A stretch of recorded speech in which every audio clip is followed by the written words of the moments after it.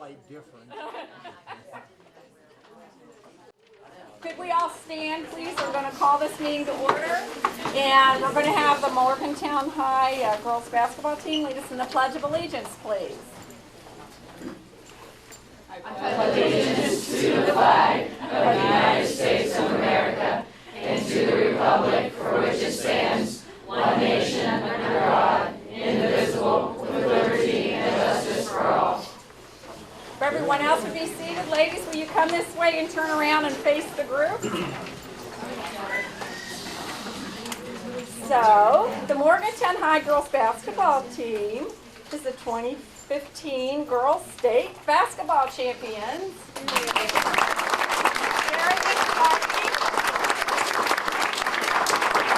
They are coached by Jason White, Doug Goodwin, John Folks, and Matt Kelly. If they'd like to come up front with the ladies. And ladies, would you introduce yourselves to the audience? And Mr. Lytle will be presenting you with an award.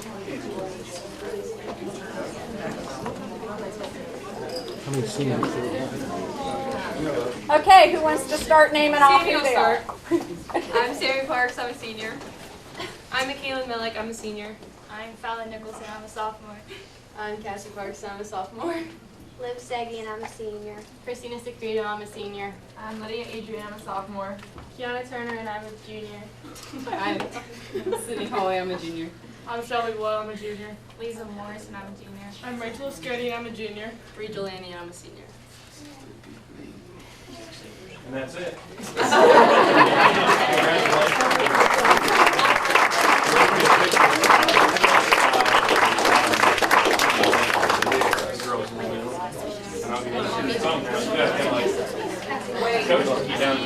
Act like you like me. Can you go back up, brother? Okay, ladies, I can see your face, or you can't see me or something. Anyway, look this way. Look like you're as proud as you should. No. One more. One more. Ron, what are you doing out there? Wait. One. Oh, wait. Oh, that's 1, 2, 3. Keep them up front. All right. Now, ladies, stay there just a second so your coach can tell us about how wonderful you are, since this is your second year with this wonderful championship. Yeah, just a few remarks about the team. The team finished 26-1. This group of seniors rattled off a 44-9 record over 2 years. Back-to-back state championships. They were ranked as high as 26th in the nation by USA Today. We were #1 in the state all year except for 1 week of the regular season, and then went into the state tournament as the #1 seed. In Charleston, they broke 3 state records. They had the largest margin of victory in a first-round game. Over a 3-game series, they set the average margin of victory at 24 points per game, and then they also third record. What was it? Defensive record for fewest points per game allowed, which was set by South Charleston when they had 2 girls who went to the WNBA, and Hornbuckle and Montgomery. So pretty proud of these ladies, and I think they deserve a big round of applause.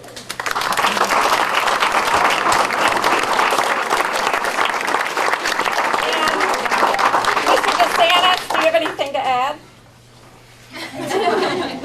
Well, Mr. White's been pretty successful his first couple of years. It's good to see there's always room for improvement. With plenty of talent coming back, and next year will be very interesting. I guess my thought, it really dawned on me at one of the games this year when I had a principal from another school come up to me and say, "Do you realize your assistant coaches are probably better than our head coaches?" And I said, yes, because I really do have that kind of confidence in them. But it was very impressive for me for somebody from another school to notice that. Then I also think of, they have also won the Sportsmanship Award 2 years in a row at the state tournament. That says a tremendous amount, because to me, it's easy to reward somebody that loses to make them feel good. But you know what? If one player, one coach, anybody really says anything out of line, you've probably lost that opportunity. So in the heat of battle, close contest, etc., they all are maintaining their composure, which means to me they are being taught a lot more than just winning and losing and all that goes in with the sports. And when I think of this group of girls, gosh, I remember seeing a picture of them, and it looked like a bunch of models lined up, and I'm thinking, you've got to be kidding me. These are basketball players. And then everybody thinks of them as being a great defense. Well, I've seen pictures of them where they have a lot of offensive firepower, if they know what I mean. Okay? But congratulations, I look forward to having you again next year. I'd like to say one more thing. You're obviously very proud of their accomplishments on the court, but they're even better kids off of the court. This group in front of you, is average GPA for the team was a 3.88, which speaks volumes to the type of kid they are, the demands that we put on them in basketball, but they still found a way to put their academics first and excel in the classroom, and we're really proud of them for that. And yeah, I probably should just hand in my resignation. 2 years ago, 2 state championships, I don't probably have a whole lot more success in my future. I've only got one way to go, and that's probably down. But we got a great group of girls returning, and you know, this group, if they continue to work like I know that they will be very successful next season and compete again at the state level. So very proud of them and very honored to be their coach. For this many girls and to have the depth, meaning quality, whether it's 8, 9, 10 players, I was extremely impressed with the parents. For the 2 years, I see people getting along. I don't see people making it difficult. Somebody has to sit on the bench and not start a game. And I was so impressed with the players and with the parents and the way they handled everything. To me, they did not take the fun out of the game for the girls. And they really did a great job of accepting the roles and knowing if they contributed their part, that on any given night we were going to be extremely difficult to beat. If 1 or 2 girls were kind of off their game, which tends to happen in a lot of programs, that equals a long, hard night for you. But our kids, we had so much depth that if a girl or 2 were kind of struggling on that given night, we were able to plug somebody else in, and they wouldn't come to the bench and pout about it. They would come over and be the biggest supporters on the bench. So really, again, it speaks volumes to the kids and to their parents and how they were raised. Just wonderful kids, and hopefully she's a future Mohican. If I can make it that long. But again, great group of kids, and I'm sorely going to miss the 5 seniors that are standing here, but you know, just really honored and proud of them. Coach, the rumor. Hey, Coach, the rumor is that you're so successful, I may have to look out for my job. I might be looking for my replacement. Your job's real safe. I wouldn't want that thing.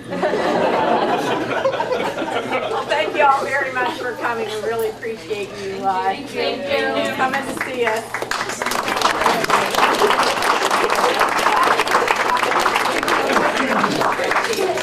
Now y'all can go home and study.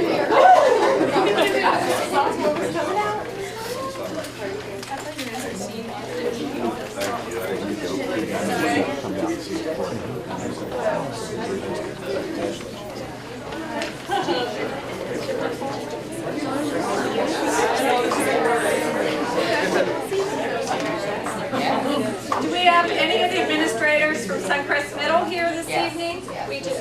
Oh, Mr. Chris. Oh, there you are. Oh, I'm sorry. Those tall girls in front of me. If you would come forward, please. We'd now like to recognize Suncrest Middle School. This is Assistant Principal Christy Lynch-Burkhart, and we are honoring Suncrest Middle School for being a West Virginia Department of Education reward school. They were recognized for a status of high performing reward school, high progress reward school, and West Virginia School of Excellence. No, you're good. I'll sit. Yeah, you're missing one. Yeah. Thank you. Over here, please. Very good. Thank you. All right, and would you like to introduce They wouldn't know, they're not around here. I have Mr. Goodwin, it's our phys ed teacher. Karen Ebert is our librarian. And Ashley Brooke Jackson is our West Virginia Studies teacher. Excuse me. And we have a lot of wonderful teachers. And this is easy when you have a group of people that love children and they work so well together and help each other. It's a great place to be. So thank you very much. Christy, let me know how many years in a row you've won the award. Every year it's been out? 14. Is it 14? Yes, every year that it's been, no, we haven't won. So- There's only 3 schools in the state that have won both awards. There's only 1 middle school in the state that have won them both, and that's Suncrest Middle. The other 2 were elementary schools. So a lot of schools maybe won one or the other, but not just 3 schools have won both. So they've done an exceptional job. Congratulations. We take pride that all of our students learn. That's our biggest goal, is that everybody increases every year. And we had 100% students increase last year, which is awesome. So not only did they increase, but they hit the bar. Thank you. Thank you.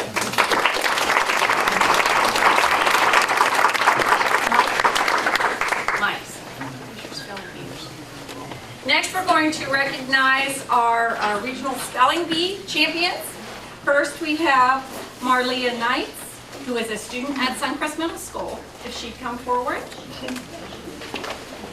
Better be careful. This award, the board member is going to ask you to spell something. You can go to the week one. Would you stay out and we'll get all, and your other folks too? Thank you. Our second place 2015 winner was Shriyam Palasane, who is a student at North Elementary.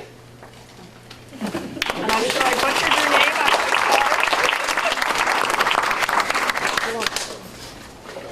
And third place was Carl Zhang, who is also a student at Suncrest Middle School.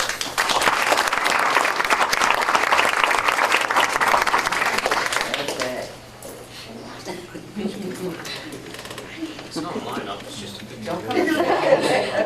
Yeah.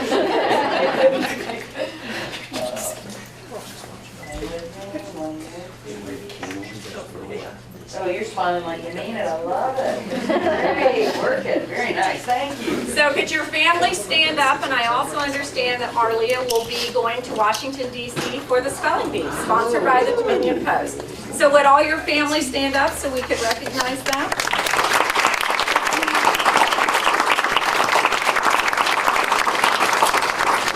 Thank you very much. Would you like to say anything? Anybody have any comments?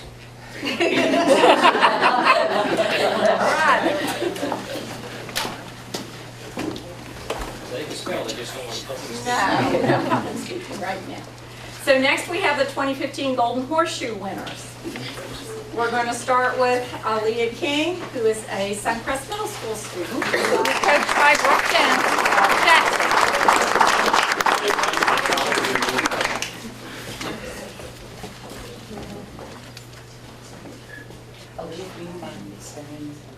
Yeah, not at all.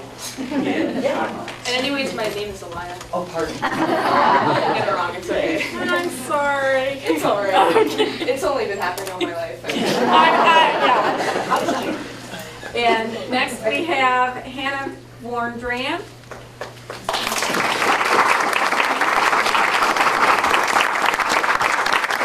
And she starts the beginning of the Mountaineer Middle School students. And they were coached by Kim Fowler. Next we have Margaret Warner.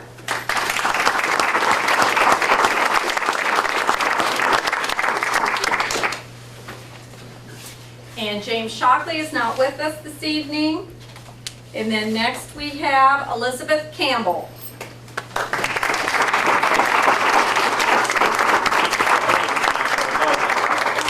It's Cathal. Oh, I'm It's sorry. good work. So you've only been getting that your whole life. And then Noah Sampson.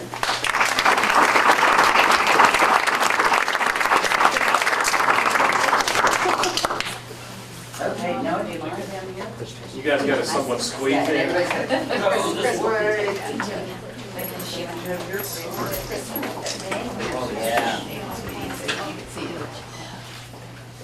Margaret. Now, are you happy about this? Yep. Good. Give me some. Very good. Yeah, yes, thank you. So she can read it. Yeah. Cool. I'm proud. You're done. All right, Mrs. Nance, would you or Mr. Undergone going to say something about our students? I sure would. Our students work hard every year for this. And although they're wonderfully students that are self-motivated, that want to do this, you know, there's always someone behind them giving them the push and the pressure. And it's with a sad heart that Mrs. Fowler's retiring from our school this year. But she is one of those people that truly empowers these kids to show them that you can learn this. You don't need me. You can do this. She engages them from moment to moment, and I think the kids will agree with me. She makes learning fun.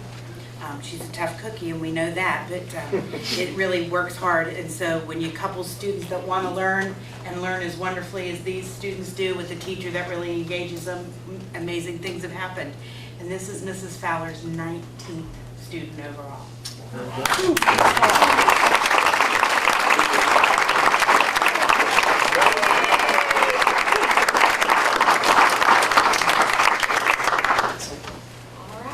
Next, we'd like to recognize the 2015 Regional Math Field Day winner. And you won't have any children here tonight for that. Okay. Just, I wanted, board members, I wanted Dr. Ladd to kind of relate to you just how exceptional our children have done in the regional math I'm competition. going to go to that. Go there. Let me just give you just a little brief history. We have a County Math Field Day in December at Milan Park Event Center. That location, and those youngsters are there at that time, they're from each grade from 4 through 12 participate in that. And at those, there's like 1 per 50 per school. So you have a great number of youngsters participating in that county spelling bee. Now at the county spelling bee, in grades 4, 5, 6, 7, 8, and 9, there are 3 first place winners, 3 winners, and 2 alternates. And then in grades 10 through 12, you have 10 winners and 2 alternates. Now those first 3 winners are eligible to go to the regional spelling bee, regional math field day, where they compete with the 12 counties. And I'm really happy to say that this year our students did excellent well. Of all, I'm just going to go down through the list for you. Of grade 4, we had the first 3 place winners from Monongalia County out of the 5. And those were from Mountain View, North, and Trinity.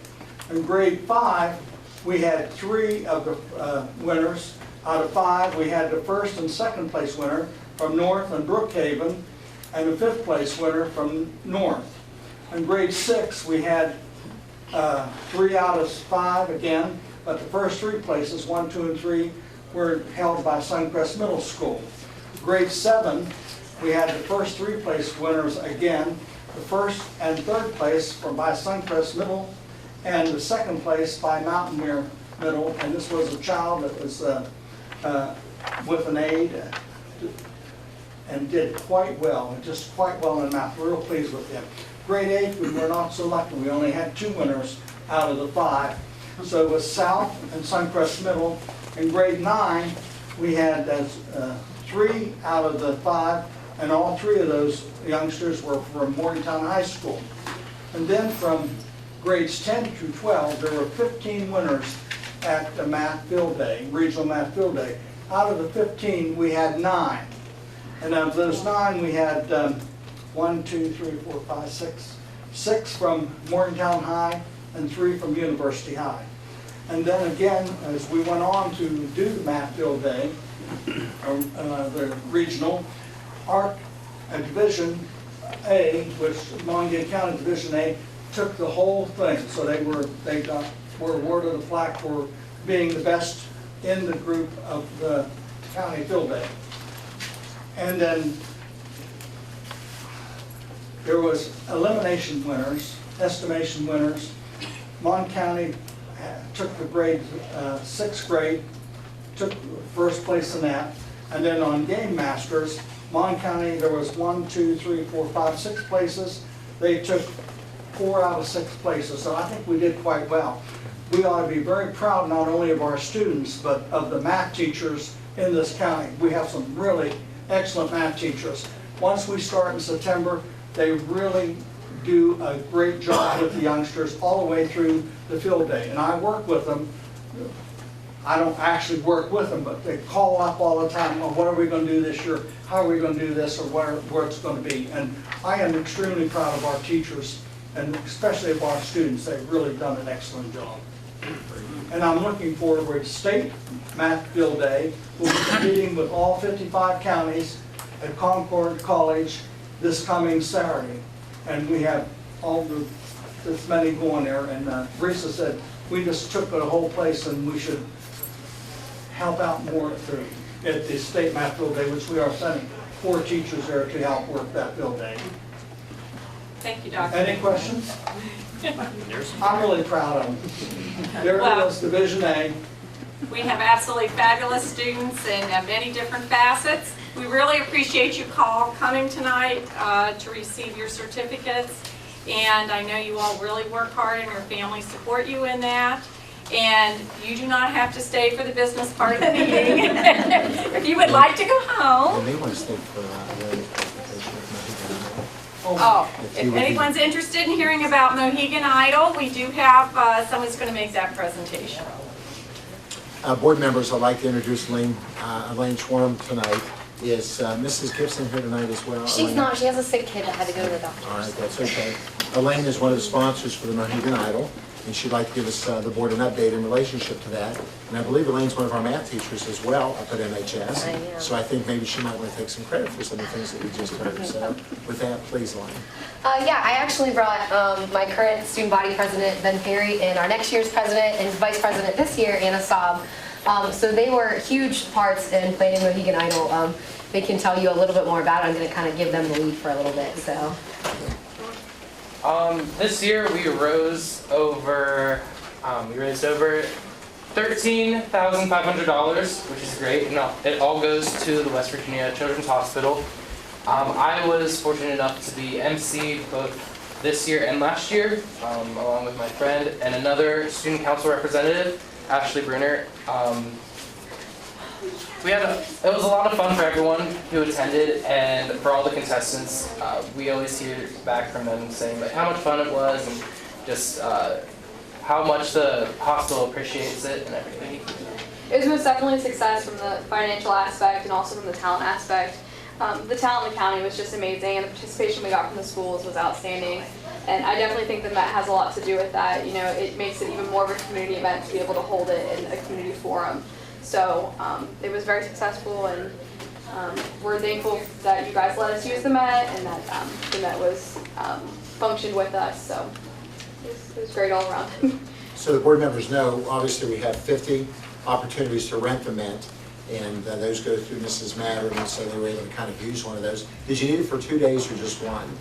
We only had the opportunity to use it for 1 day, yeah. So we did our rehearsals and our show all on Friday. Very good. And so what happens for us is the Met, that's one of our agreements with them, because they do receive so money out of the levy in relationship to that. So I'm glad it went as well as it did. Yeah, we really appreciate your support, and we think it's made a huge difference. Just to give you guys the background too, when we moved it from the Met last year, we went from raising about $7,000 to $15,000. So I mean, it really has doubled.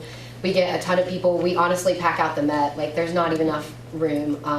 So it's a really fun show, and we really appreciate your support, and we look forward to trying to get even more participation from other schools in the county in the future, because we kind of have the tried and true that have been with us for a long time, and we keep trying to get some new participation. And we had some UHS people participate this year that we haven't really had consistently, and they placed and they did a great job, and so we're excited about just building it in the future too. So thank you all for your help. Just as a frame of reference, how many contestants did you have? We have 6 in the elementary division, 6 in the middle school, and then we had 10 in the high school this year. We've had a little more in the past. We kind of have tried to adjust it to make sure the length of the show, but yeah, and then we have the winners from the previous years come back too. So. Thank you very much. It's a great example to everyone and to all our academicians that were also here to see that this is a wonderful thing you can participate in. Yeah, and it's great for the kids too to organize it. It's a lot of work on these kids, and these are just two of the many people, but they did a wonderful job putting it together and being part of the event. So. Well, thank you very much. We really appreciate you all coming, and you also may go to study if you would like. Thank you.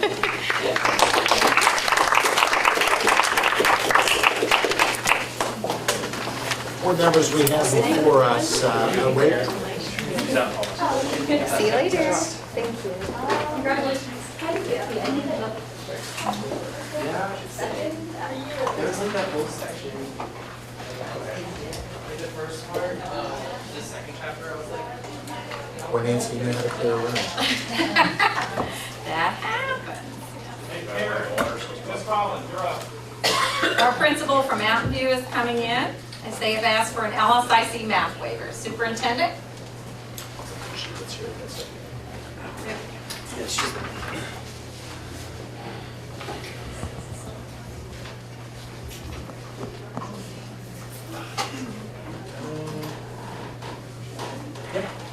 She waited. She heard me. There's Mrs. Collins. Okay. Board members, we have before us a waiver that's being requested by the 4th grade at Mountain View Elementary, and its relationship to math and some of the things that they would like to do within the classroom for 4th grade students. So I'd like for Mrs. Collins, if she can, present to the board, introduce the people that we have with us, and kind of explain it real quick. So, Mrs. Collins, please. Okay, Karen Collins, Mountain View Elementary. I have Angela Dickerson, assistant principal, Sue Ferris, our Title I teacher, and John Pollock has been our chairperson for LSIC for the past 2 years. Wonderful parent volunteer, and he's come this evening as well. So we'll each share a little bit of information. The board's read the waiver, Okay. so if you want to give any highlights in relationship to that. Yeah, we tried last year. We've had one classroom that had students that were below mastery in math. So Sue co-taught with that teacher in that classroom. And from that experience, we have some corrected handouts for you for the results of the data that we collected from the students. So I'm going to let Angela speak to that. Thank you very much. Contracts.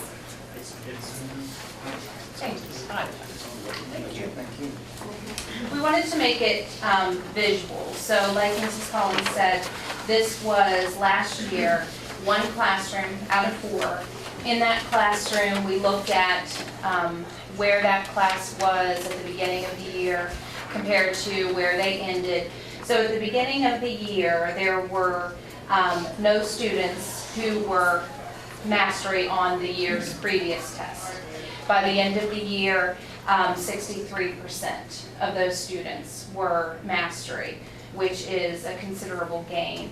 And 9 of those kids that started the year not mastering on that test the year before are now in our compacted math class, which is like an accelerated math. So they have a lot of the foundational skills that are that were really important to helping them move forward and be successful in that higher level math.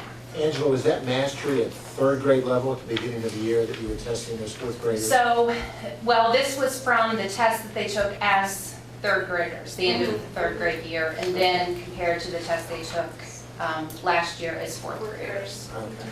So at the end of the year, it was mastery based on 4th grade concepts? Yes. then? Yeah. Okay. So I'll let Mrs. Ferris go into some of the highlights of the Saxon Math program. Down at the bottom of this handout, I'm sure you can see those bold words that it is distributed, meaning that, most math curriculums, you study time for a month or geometry for a month, or you study each math subject or sub-subject in a chapter, you spend a month on it. Saxon math is incremental, so you never stop studying geometry all year long. And it's done in tiny little increments so that the child has an entire year to master those concepts, an entire year to learn whatever concepts are in geometry for 4th grade. What the problem I see in many maths is that when you only teach geometry for 1 month, say that month is in November, and then the test, of course, would be in April or May, well, they've completely forgotten that. It has not gone into their long-term memory. They cannot go and retrieve it. It's gone. So Saxon approaches math in a much different way. Very small increments. It is constantly growing those concepts throughout the year. And it allows a child who may not master things on the first or the second or the third or the fourth teaching, maybe 20 times that this concept is presented. Although the children that have gotten it, they themselves are not bored by it because each time it moves up just a little bit further, but enough so that it's always new and fresh and exciting, yet it explains everything in depth. Then it integrates these strands. So for example, I taught a lesson in Saxon math the other day, and I taught 50% as a fraction, as a decimal, and as a percent, all at the same time, which makes perfect sense to me. You know, and I see you must teach math. Anyhow. She balances. No, she just finally got to 50%. Was all I'm saying. That's all I call. Anyway, so it never gives you a huge, giant concept to understand. It's very 3rd grade word, incremental. Small little increments. That it's easy to understand, I feel easy to teach, and I feel with kids that are, by 4th grade, you should have a fairly good understanding of math and a good background in math. So we're almost at a point now where we really need to do something about, a lack of background, math background. And Saxon is practice, practice, practice also, and I feel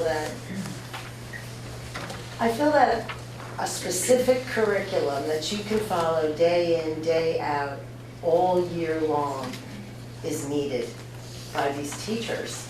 I feel that it follows Common Core and the standards that it presents, and it met all of our needs, plus these children that were maybe not even on the fence, below the fence, could make wonderful progress with it.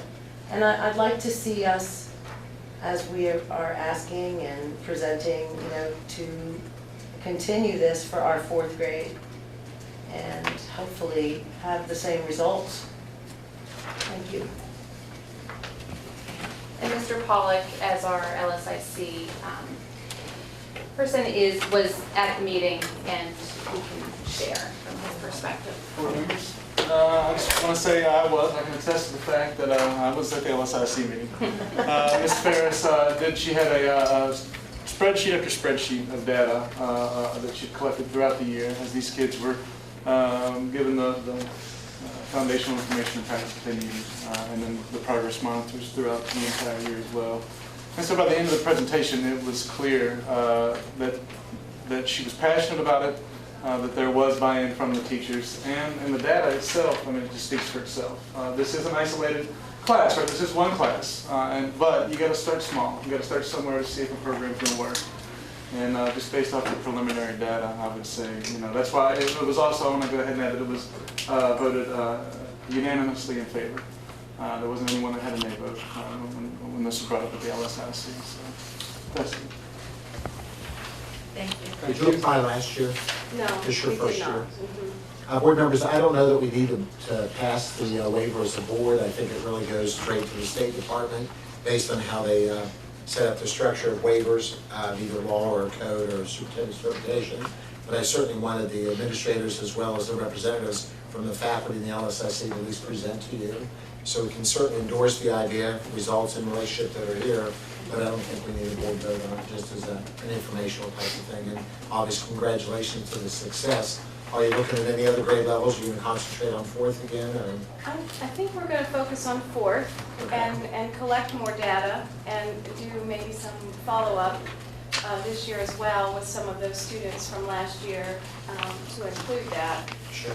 Just it's our own action research. I do like the concept. It's not like music. I mean, you don't sit down and learn a song.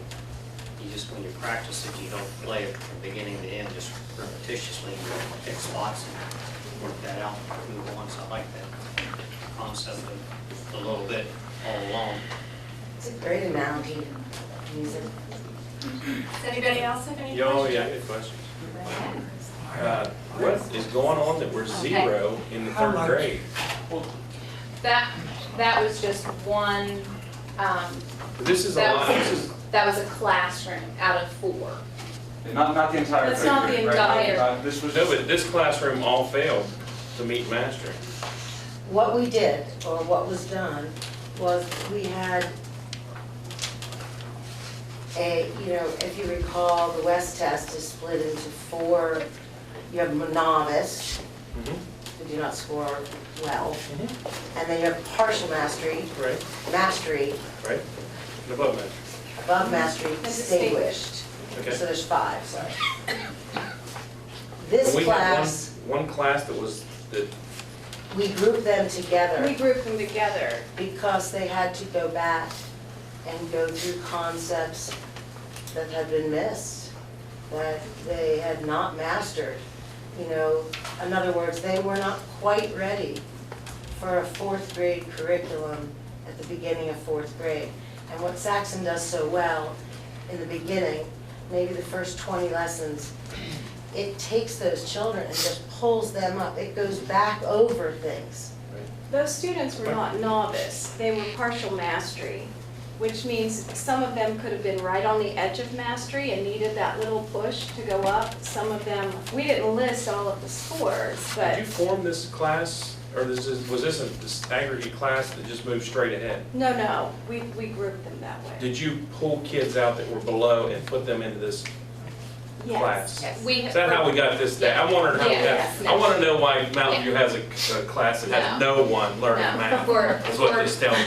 For math, we have the compacted math class. So from the 4 classrooms, 1 classroom teacher teaches compacted math. So some kids out Might be of all 4 classrooms leave Move around. their classroom Yes. to, Okay. yeah, so that That gave was us. my question. Yeah, That was so that something- gave us the opportunity to group different. So you guys formed this class? Yes. Out of, Yes. okay, that, I Out was, of the 112 to 25 kids, yes. working with the students that need it the most. yeah, the And there was the negative movement. teacher vote, I assume? What was their reason? Was there a reason there? Is there something that we're not?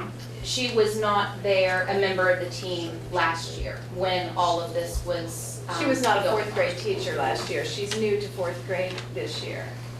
So she was not as knowledgeable about the whole setup that we did last year, so. Okay, so she didn't have a reason besides it just lack of. She's unfamiliar. Right. That's what Yeah. I mean, if she said, well, this other class I'm teaching is better and it wasn't her to be listened to. All right, I'm excited. This is what we need to do with reading. Dr. Harvey? Thank you. My question is on training for teachers in this particular activity. Was there or will there be extensive teacher training for this program, or is that required, necessary? We're planning teacher training for for the delivery of this program, absolutely.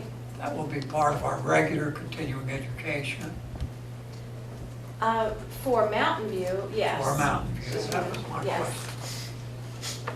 How much of this is done electronically by our students?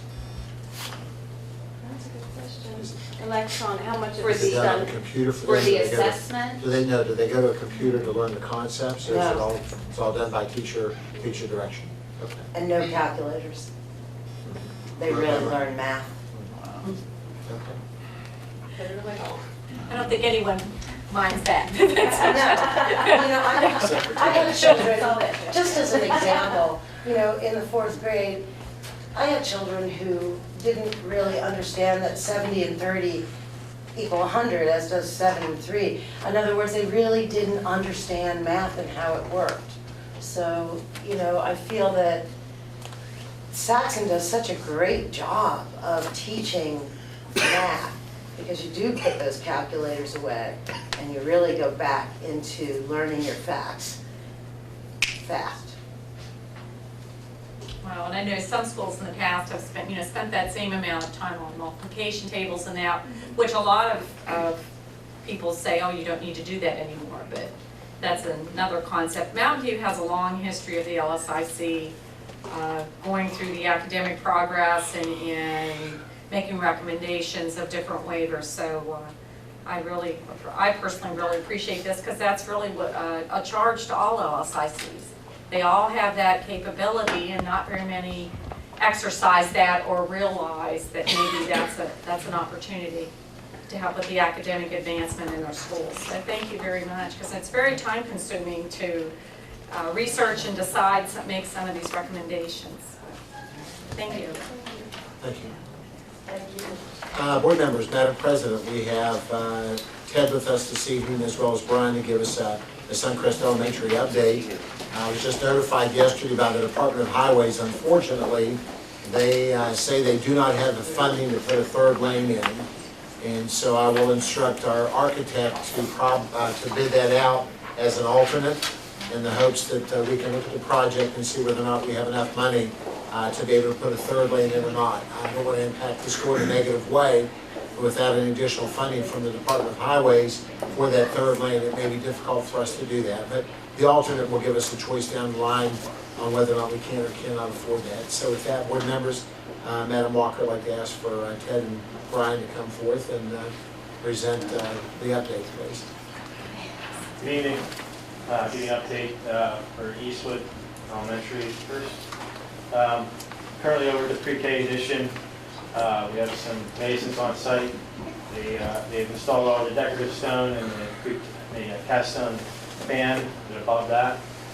They started on the brick. They're about halfway up on the south side of the addition and a portion of the way around the east side, actually the west side. Plan is to get the south side bricked all the way up, move to the back of the building, get that bricked all the way up. That's where the windows are. This coming Thursday, we're going to have a pre-installation meeting for windows. And their plan is to actually install the windows on the south side of the addition. So come towards the end of the week, the south side of the pre-K addition is going to look almost finished, with the exception of the roof, tie-in, and everything at the top of the wall. This is Eastwood, right? Yeah. Scared me, I thought I said Suncrest. No. Good job with that. Good job with pretty fast. It doesn't work like pictures, so we've got everything. Wow, we're almost done. Where's All that 3 from? projects at once. How many walls will we Sorry. It's okay. And then over at the 2-story addition, brick's also ongoing over there. They're about halfway up on the south side of that addition as well, and probably halfway up on the east side, a good portion of that.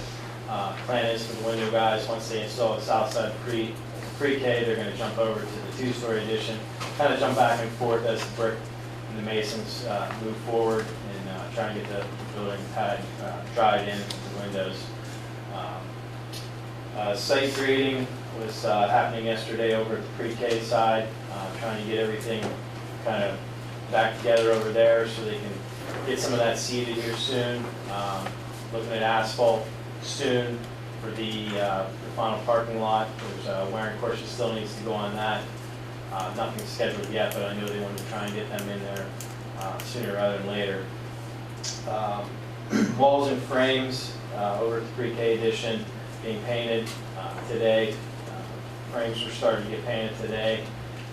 The painter's going to jump back and forth between the two additions as well. Over at the two-story side, we had some level 5 finish going on today up on the second floor. The finishers were finishing up some few odds and ends on the first floor, and then level 5 was going to continue downstairs, I believe, tomorrow. And like I said, the painter's going to be jumping back and forth to try and keep up and follow the finishers where they're at. With the painting at the pre-K side, should be pretty well close to finished by the end of this week. They've already laid out for ceilings. Ceilings will be going up end of this week, followed by obviously lights, mechanicals above ceiling, and tying all that stuff back together. And then flooring, we're going to try and get the flooring subcontractor here hopefully next week to kind of do a little pre-install with him, see what he has involved with prepping the slab and getting that ready for linoleum. Over at the two-story side, again, some of the frames and stuff are being installed. Window frames, the integral part for the actual aluminum frame, those were being installed today, as well as the door frames have been installed last week. Everything was grouted. About 95% of drywall is over there is already finished, like I said, so they're getting close to being ready for paint. And painting is going to be starting over at that side tomorrow. That's pretty much it for Eastwood. Over at Suncrest, the contractor started 2 weeks ago, started on his erosion and sedimentation controls, has all the silt fence up, has his sediment basins formed. They're collecting water nicely and everything, even the site from those sediment basins is clear water, which is a good sign. And he's basically just been continuing to work on the demolition, getting the concrete pads out of there, some of the garbage, utility poles, and all the trees. Tore all the trees down, kind of piled them up, and they're working right now on chipping all those trees up and getting all the garbage kind of collected and moving things around. So that's pretty much where we're at. We go out to advertisement of bid soon. And there's Sue, anyone have any questions for Brian on these two projects? I just want to touch base on the turning lane that we were talking about earlier. Is that at the last thing on our agenda, so to speak? I mean, in my opinion, it's not a school issue, it's a traffic issue. I mean, we don't need that turning lane for our school. Their neighborhood needs that turning lane, so they're not sitting behind it and everybody behind us. So my opinion on that is, just build the school and leave that on the back burner. And eventually, after everybody else calls the state because they can't get through there, they'll decide to put a turning lane on. Well, I certainly concur with that, and it would have been nice to be able to have some of that taken care of by the Department of Highways. And if you remember, the letter was asking for a split, where we would pay some and they would pay some, but evidently the letter said they didn't have the money to do it, or felt that the State Department of Education or the SBA should have included that in the project as we have that update, but traditionally that isn't something that we get money for. So, Board Member Kelly, I agree with you. I think our concentration needs to be on building the school. I think the way the property is going to be laid out, you can later down the line put that third lane in if it's necessary. It would have been nice to do it when the actual building was being built, obviously, instead of coming back at a later date. So hopefully there'll be a reconsideration. The letter was sent to our delegates and senators, so hopefully they'll be able to say something. I think we've done our part with adding the extra staging area for the parents. And so we've just done all we can do is get our traffic off of the road. I think it's time for them to, because all I heard before was you guys build schools, you never tell us. And if you recall, when we first talked about this, we contacted them and said this is where the school's going. And so I think we've done our part, all that we can do to get our people off of the roads. I agree. So they need to step up. And that will cost this board some additional money to put that, what do we call it, staging area or parent loop or whatever. Yeah. And I was in favor of that. I mean, I think that's good to get everybody in line and get them off the highway. But there's a whole lot, I mean, the Department of Energy, Milan, after a while, those people can't get through there because they're waiting on the school activity. Then somebody will be making some phone calls. Absolutely. As a part of the planning meetings that we had with them, everybody felt that the beginning and end of the school day did not conflict with their major arrival and departure. And as, we talked about that. Right. I guess my point is, I don't think it's all our issue. That's correct. That's my feelings.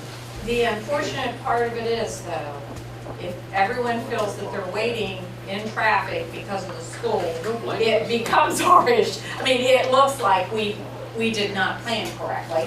But the same thing happened even at the University High School turnoff off 19, because all along, they told us they were gonna change that intersection, but they waited until the school opened to do the traffic study to change the intersection.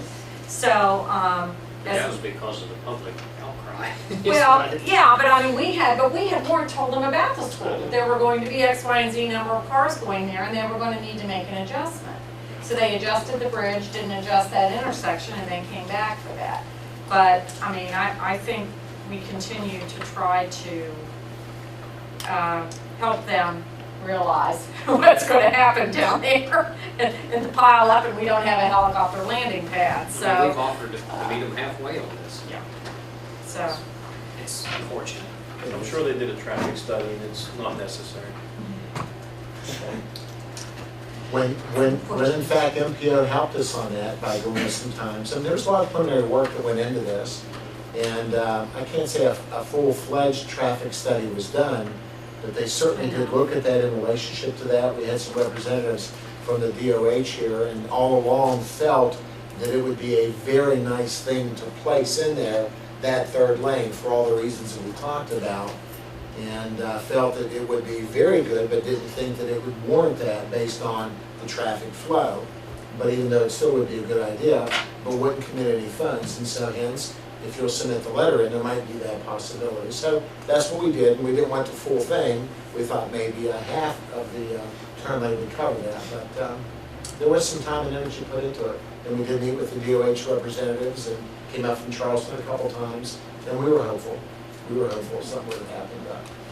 So we just got the letter yesterday, so I want to make sure you all are aware, and Ted and Brian and I talked about it a little bit as well. So we'll move forward, but we will have that third lane in the bidding documents, but it will be listed as an alternate, so the board can make a decision down the line if we have the money for the school and any additional money to be able to take advantage of that. I just didn't want to shortchange anything on the school. Absolutely. That was fine. We agree. Anyone else? Okay.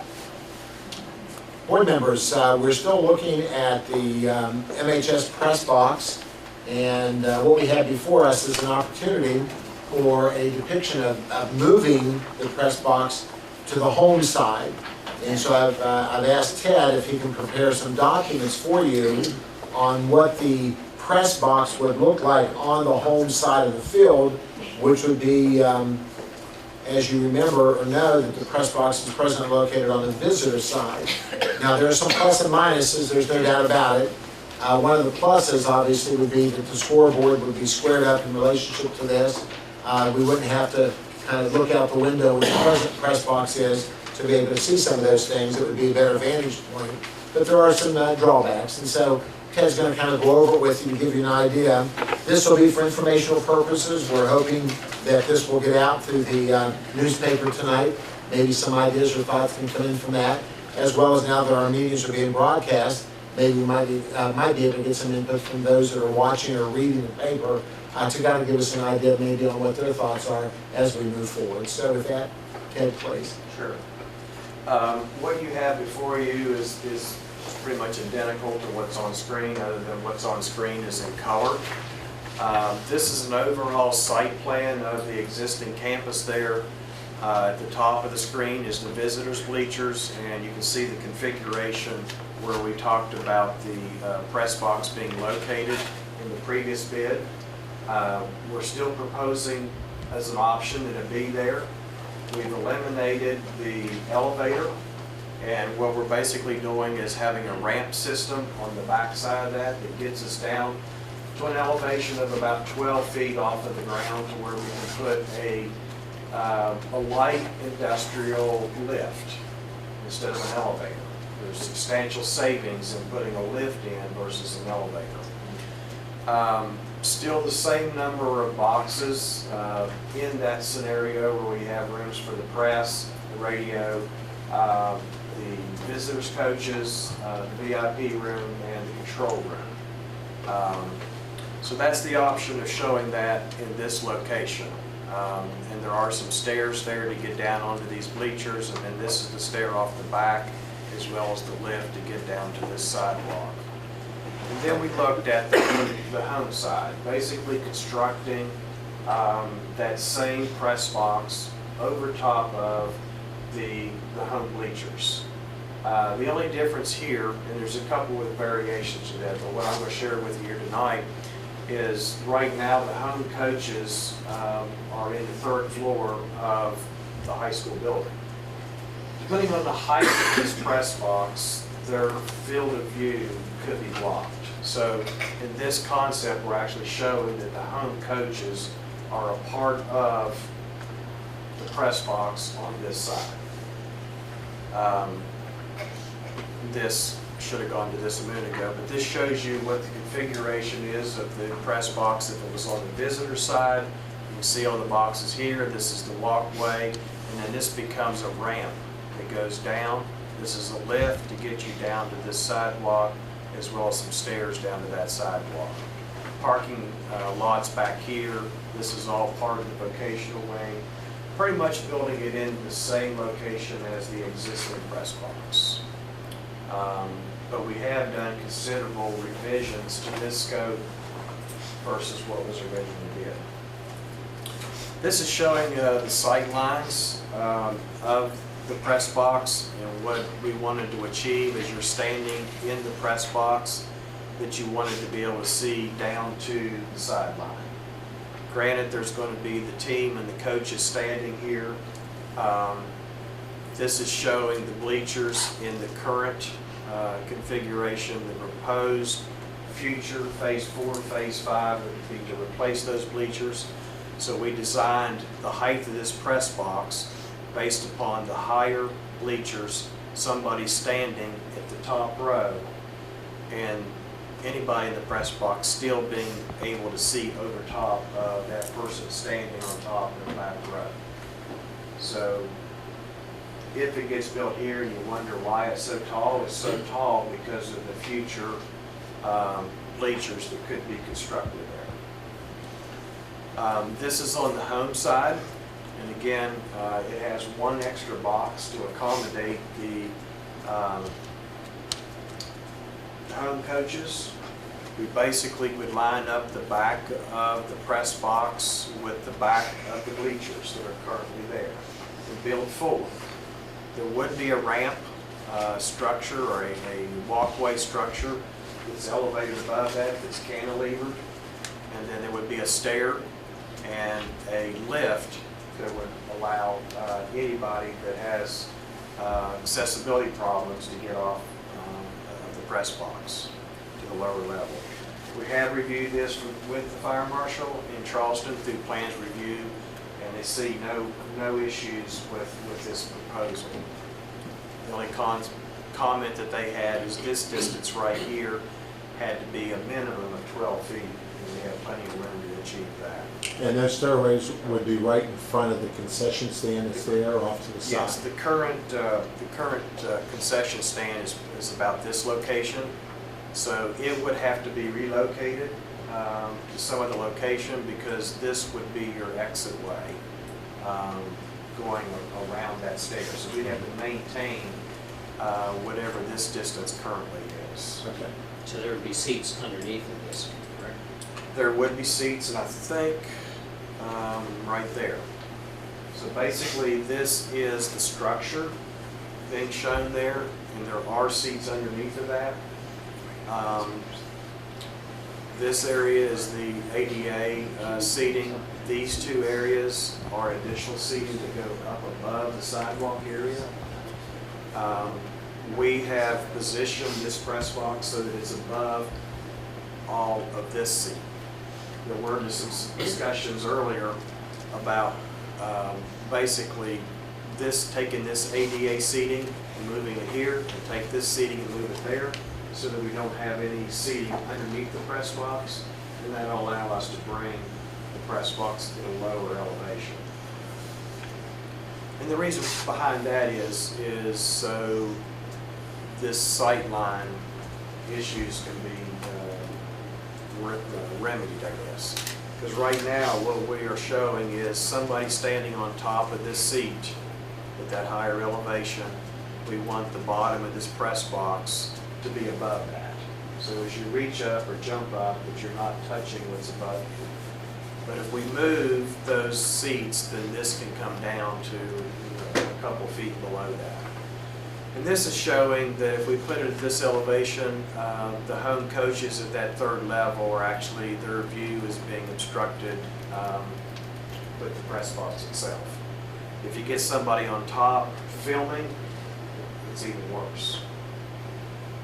We're slightly below the second level of the school, so when we come down, that will help those sight lines. So I think that's all that's there. So there's two options there, either building on the visitor side is a standalone, building on the home side, building over top of the existing home bleachers. Another advantage, if we move it to the home side, it gives us a better opportunity to have a larger weight room on the visitor side, because we have no obligation of building that weight room in conjunction with that press box. Also, it allows us to maintain the press box on the opposite side, so that if we start this work, we don't have to worry about it all being completed by the end of the summer, which could give us tight timelines, which would reflect maybe in a negative way in relationship when we bid it out. This will allow any announcing or any things that need to be done to continue while we're doing construction on the other side.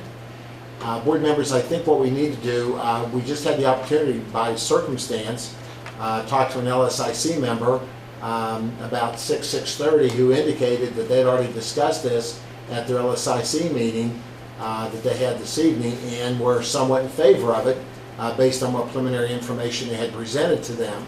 So we are certainly glad to be able to hear that, and that lets us know that at least it's being discussed. I'd also like to address this with the boosters group, who's obviously been in charge of some of the funding, and I'd like to also be able to approach Hazel Ruby McQueen Fund, who also has been responsible for a third of the project, to at least have them consider to see if they have any issues with flipping the bleacher or the press box side from, say, the visitors to the home. And then we'd ask for maybe some cost estimates provided by our architect, just to make sure that this would be a more cost-effective process on that side versus the visitor side. So today was for informational purposes, to make you aware of what's going on. I'd like to study it a little bit more if the pleasure of the board, unless you all have some other ideas or thoughts on how you want to proceed. Will the construction affect the first few games as far as people being able to walk through? You'll have it pretty far along by then, if you move ahead. I think both areas, there will be some obstacles, because if it gets built on the visitor side, obviously you got to tear that down. So whatever's occurring in that building will have to be somewhere else. If you build it on the home side, there's going to be construction going on at the same time that the football is being played. Obviously, some of those bleacher seats have to come out to put the new supports in. So potentially some additional seats will be lost until that's all filled back in. Some seats will be lost anyway because of the structure that's being put there. So I think as far as football season and being able to broadcast, it's going to be similar to both sides. I was thinking more of the people walking behind the bleachers, if that would be able to be free-flowing to a certain extent. On the home side? Yeah. Yeah, we'll have to keep that open because that's a major fire escape. It looked kind of tight there where the concession stand used to be. Right. I mean, Yeah, right through there is where I was. Right now, this is the effective exiting capacity. This will be cantilevering above, but the fire marshal has said we have to maintain that as a minimum width all the way up through there. So we could barricade part of that up in here and allow for construction, but you still need to allow the fans to get to the bleachers. Right. I think you're right. I think there's less restriction on the home side because you can leave the other side open, still use it. Visitor side. As far as being more accommodating to the national game and the press, true. There's probably more conflict on this side to the fans during construction. On the visitor side, the fans really won't be affected. Whoever's in the press box will be affected. Anyone have any questions? I just want to make a couple comments. Some of us went over this evening just to look at the site, and I think part of just of my concerns is how this all fits into the general layout of Morgantown High School and the fact of the building being in the National Register of Historic Places and how that is placed. I even have some concern about the windows being covered 12 feet behind the back of the new press box area. Asked, you know, what's it going to look like on the outside? These renderings give the basic idea, but they don't really give the concept of what it's really going to look like fitting into the field, because this is a flip of the 2010 proposals, when actually the home side was going to be moved to the other side, and that far side of the building is not as pretty, if you will. And so actually putting a nice press box structure in front of it was kind of attractive as part of the drawings concept.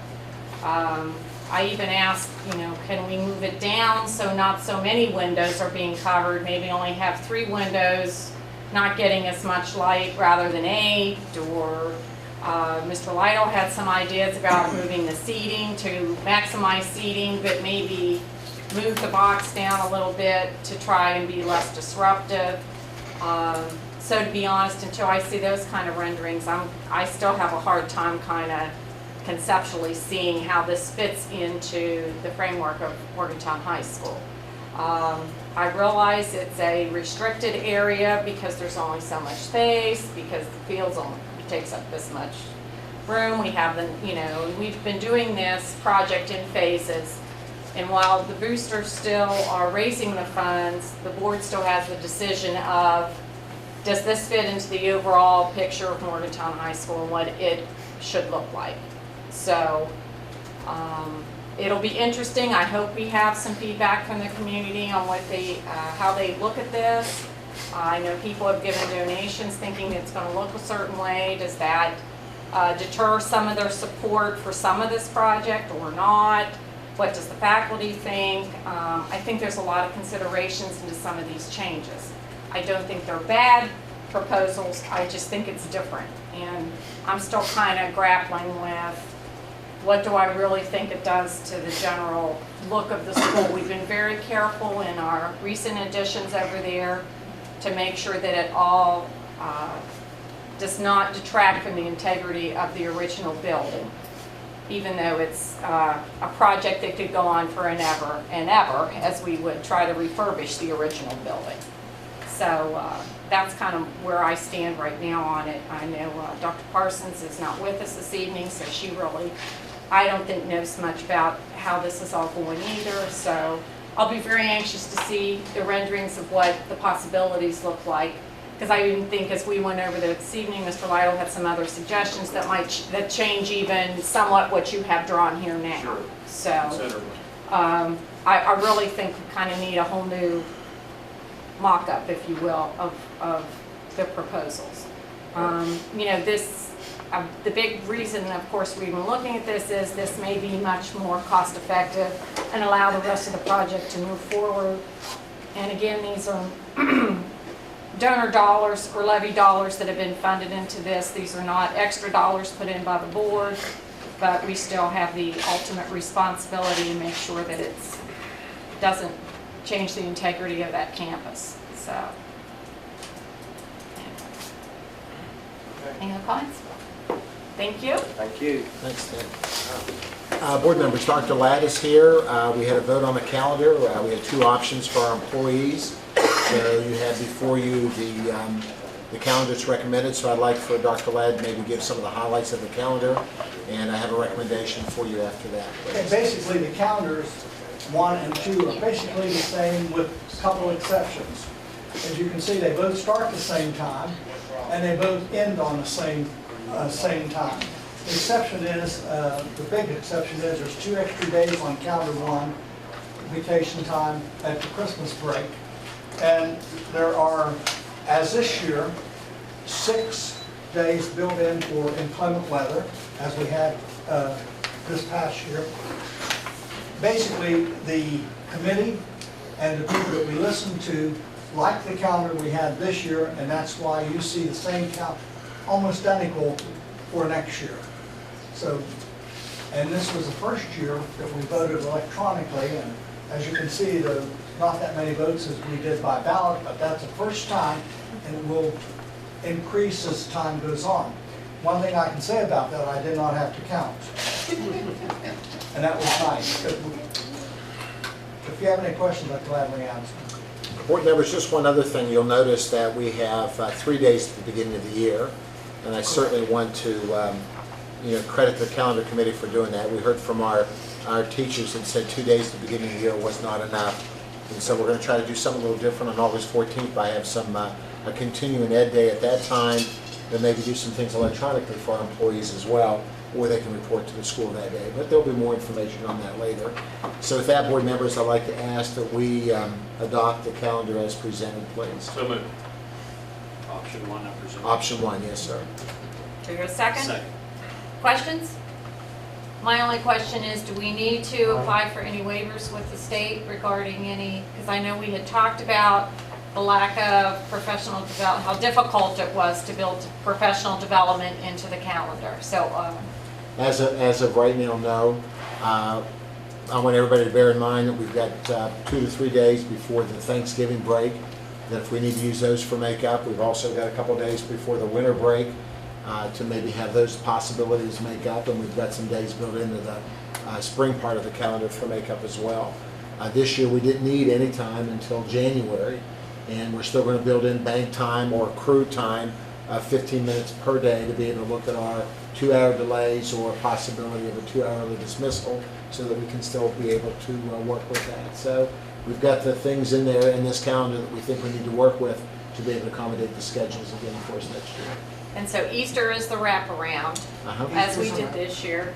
And again, there were hearings held with the public on these, and we also did the surveys, the electronic surveys that came in that parents or others could answer, so all that was taken into account. Yes, ma'am. One of the comments on the survey, as you all may remember, is that our parents and community really prefer a 2-hourly dismissal for staff development related issues as opposed to a 2-hour delay in the morning. So we're cognizant of that as well, and we'll address that next year if we have some staff development sessions, that we have them at the end of the day instead of the beginning of the day.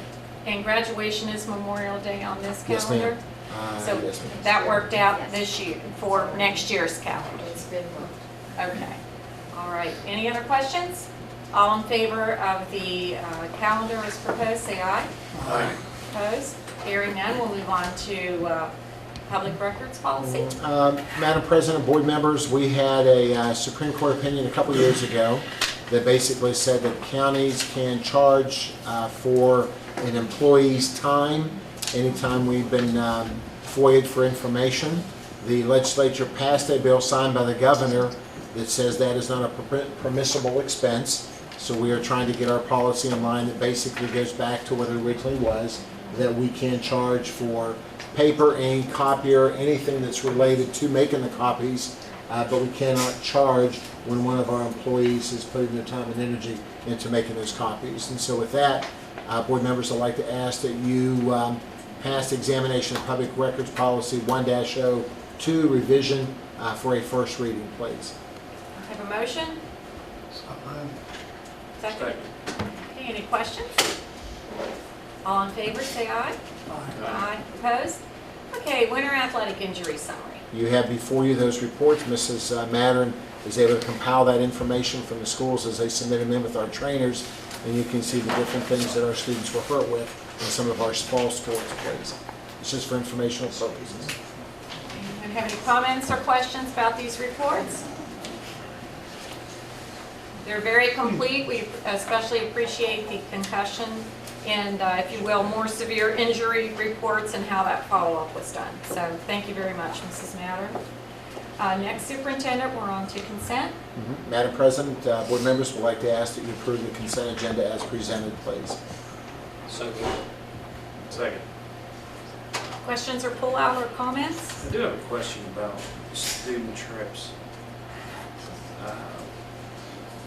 University High School put a request in for a half day.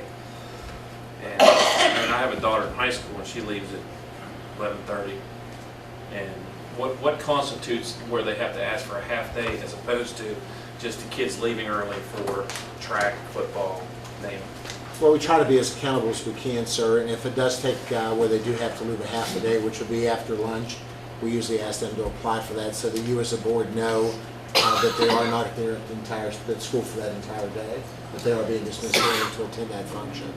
Do we have a definition of what becomes? The reason the question would become is that then if they go for a 2-day event, does that become, and that might be a principal question. Do you know when that becomes something that's requested? I guess I'm not sure what you're asking, but I'm looking at it for athletic events. You have 2 days they're allowed to be out of school. So I'm looking at it without special permission. So if an athletic coach, I can break that up, especially being part of the OVAC and a great deal of travel time involved. They try to limit outside trips. And I guess I look at it if using Morgantown High as an example, if the students are getting out at 2:35, we're not necessarily counting it when they're leaving at 2:20, just trying to beat the bus traffic. If not, it'd be 3 o'clock, so they'd be late. But if they're leaving at noon, then that would be 1/2 of their 2 days they're allowed to be out of class. I just know that I have a daughter that's involved. This is why I'm asking the question. And I know that she's left for stuff at 11:30, and I have never seen on here Morgantown High half day. Are we going to have an issue later on where someone complained? I mean, we have an issue. I mean, I still have coaches calling me and asking me why aren't we 3 days? Why aren't we this? I'm just asking for clarification. If we have something that defines when if the coach leaves at 12:22, it's a half day off, or if he leaves at 12:23, it's just them leaving early for an event. Do we have a definition of that? We do have a definition for attendance for half days. I don't know that it's commensurate with the same definition for athletics, so I can't give you that answer today. I think I can find out. If they're playing Parkersburg at 4 o'clock, they're leaving at 11. Well, the reason you have it before that is because this is an overnight trip. And so because of that, they're leaving a half a day, and it's an overnight issue. We don't look at their day trips as far as athletics. And that's the reason why this is before you, because it is an overnight trip. So that's the only reason we're seeing this? Yes, sir. We leave that up to the schools and the principals about releasing their teams a little bit early. So that gives me somewhat of a definition. But there's also a difference between the curricular trip, co-curricular, whether we're talking band, athletics, and academic group, because there's a lot of groups go out for competition. So, whatever your child is participating in, it would matter what type of event or group they're leaving with. By policy, the only thing you all have is the overnight trip. That's the definition that I'm looking for. Why we're considering a half day, because it just doesn't. Half-day trips that aren't overnight trips. So if they take a half day that's not an overnight trip, does that count against their 2 days? We haven't, sir, no. Or not if it's in conference too. In conference also makes a big difference. Because Parkersburg. I'm asking because I'm stupid why. I mean, I really don't know why I'm asking the question. So when somebody asks me, I'm supposed to have lunch with a coach because they want to talk about this. And if they ask me a question, I want to be able to answer that question, and I want to be able to answer it with that definition. I don't have an accounting of day trips in relationship to the 2 days, 3 days, or whatever. We leave that up to the principals and the coaches to be able to release their teams to do that. The accounting that we watch and watch closely are the overnight trips. And if those overnight trips take more than 2 days, they have to come before this board, and extracurricular are no more than 2 days for an overnight trip in relationship to that. We are not monitoring if they have to go to Wheeling Park or Hancock County and they have to leave at 11 or 12 or something along those lines. We hope that our schools and principals are watching that closely enough that that's not an abuse issue. But I don't have a monitoring of that now. We don't watch that now. If the board so instructs the superintendent to do that, I'll certainly do that as well. I don't want any more work for the administration. I just want to have answers what I'm asking. Right. And the overnight thing started a long time ago, prior to this superintendent being here, because student teams were leaving and being gone, and then the board members were getting calls about them being overnight, and did you know they were doing this overnight, and there was a large issue, and it used to be in the policy about swimming, because they had a student who was injured during a swimming incident on an overnight trip in years past. And that's actually how this list started to even happen to begin with, were the overnight trips. So my next, the obvious question is, why do we care about student trips on the board? Overnight? Overnight trips. I mean, why do we need to make a decision about overnight trips? If the schools are charged with monitoring their students, why is that even showing up on our agenda? That's something part of our policy that we've done. And you need to know that about 30 days prior to it in advance of the board meeting to be able to, that submission has to be there with us. The other part that some county school systems do is anytime you leave the state, the board wants approval of that. This county does not do that because of the proximity in the state line that we have. You develop your policy based on what you all believe, and so this board some time ago asked for overnight trips to be approved. Not day trips, but just, and we don't even question if it's a trip that the kids get back at midnight or 1 a.m. Those things aren't considered either. It's just anything that would involve our kids spending the night so that the board has information to that. Okay. Okay, any other, I had a question about student transfers. I noticed that we're picking up some 8th grade transfers. Those are pretty much from Brewston Mills. Brewston Mill has the joint attendance area, as you all know, with Preston County. And so those kids have a chance to go both ways. And so we still make sure that we still do the correct paperwork trail, which means kids have to apply. Preston County approves and we approve, so. And that can, and unlike the July 1st transfer date for some of our other transfers, this can start now? We have, yes ma'am, it can. Because obviously it's starting now because we're getting requests. Right. But I've had some parents who work in this county, live in Preston County, and want their 8th graders to come down and understand. We're gonna need to make a choice also again on a moratorium in grades pre-K through 5th or 6th. We haven't decided that yet in this office to make a recommendation to you. That is something to consider, and we have to consider again for this year. This is a high school issue for out-of-county people. Our in-county people, they had to have those transfer notices in by April, or is it by May? When do our in-county transfers have to have that in? June 30th. June 30th, and then we'll make a decision after that. Because this University High School received the school building authority money based on Brewston being in dual attendance. So that's why these students That was back in the 90s, that's correct. Well, because usually we always get this question from some parents of University High School students, why are the Brewston students allowed to come and others are not? And that's because of an old money award. So they're considered part of our, are there any other questions from the consent? Just one comment. Okay. It's a wonderful thing to see that we're paying over $50,000 for AP exams for University High School. To say how many kids are actually involved in AP, that is an awesome thing for the community. That's the community to actually support that is an excellent thing. Well, it's a good use of levy dollars. I just want to, I mean, that's just unbelievable what they're taking. No one should be denied to take the AP test for financial reasons. You're exactly right.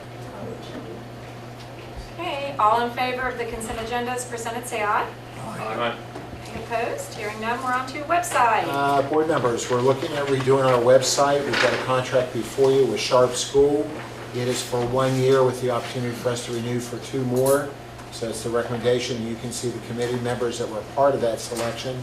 So I'd like to recommend that we hire or contract with Sharp School for our website that will be developed with this contract approval. Do I hear a motion? So moved. Second. Okay, any other comments or questions about this?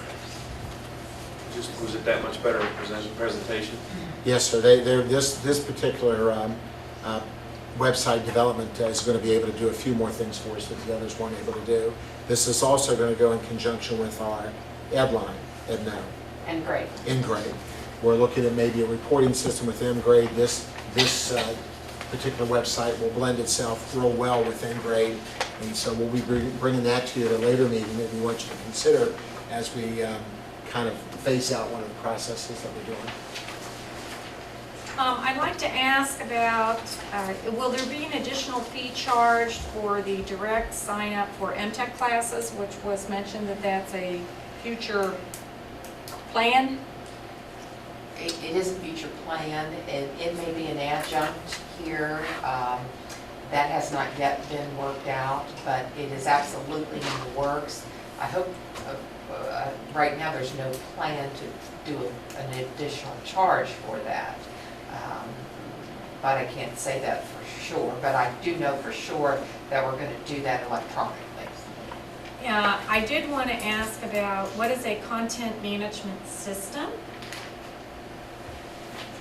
It says has a content management system. Well, I think that is just a great word to say that it manages the information. Yes, the content.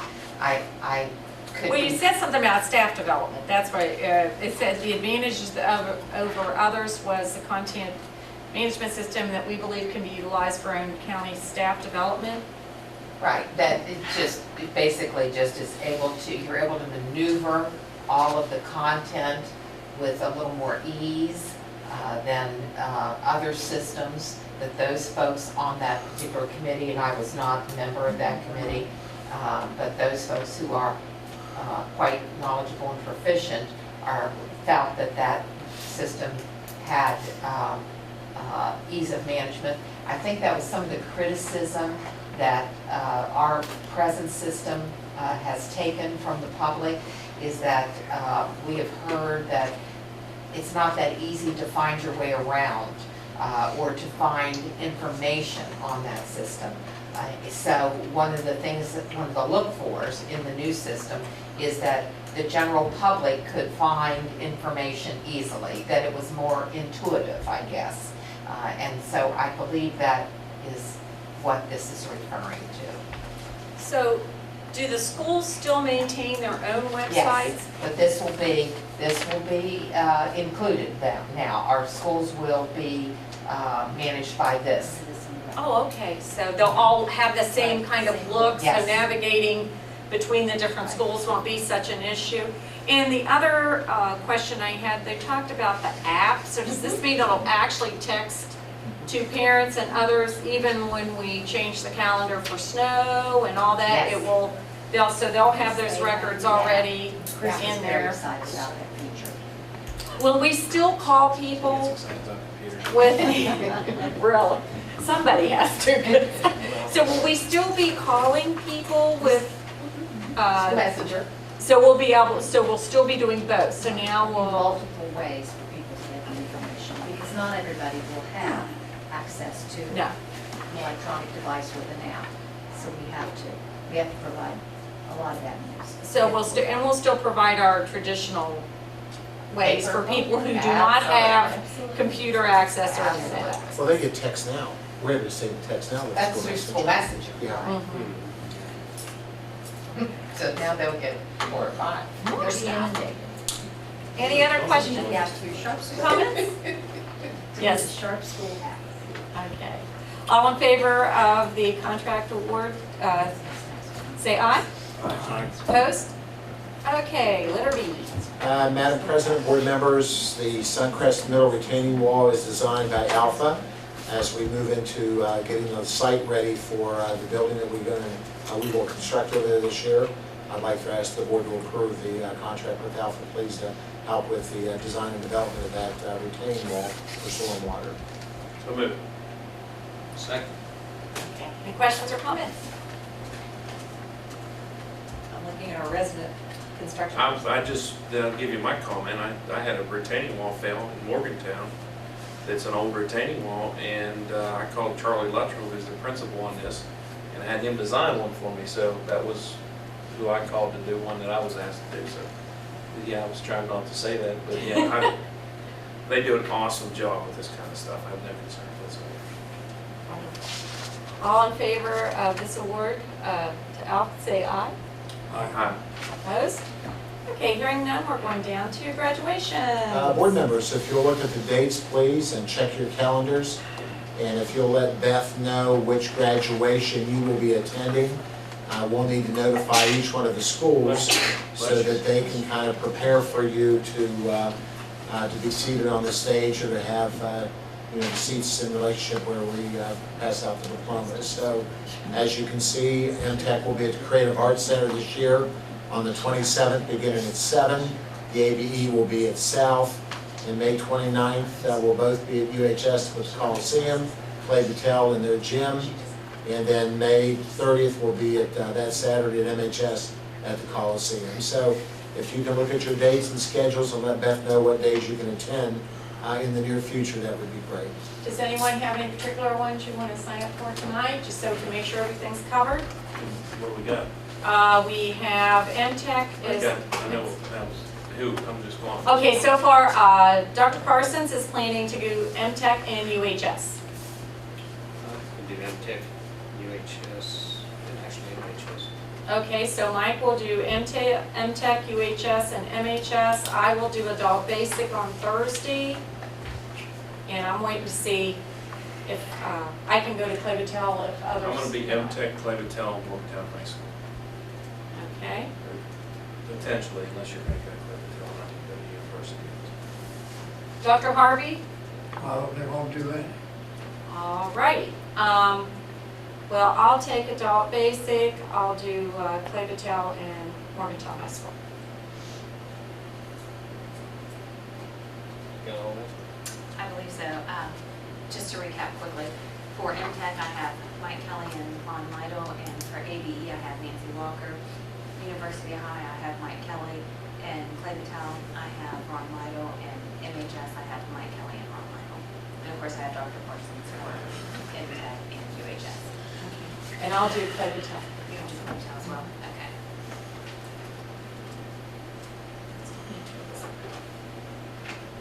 All right.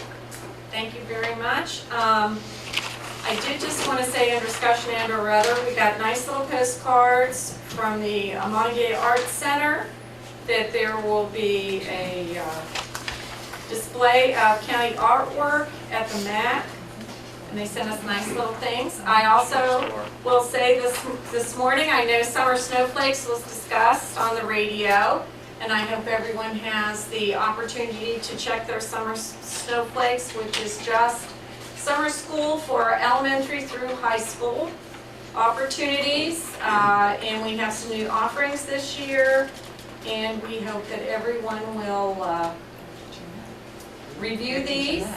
We're very excited about the Techademics for middle school, which is technical school. We have STEM, woodworking, libraries open for elementary, and a variety of things for high school students also. So we hope everyone in the community checks that out.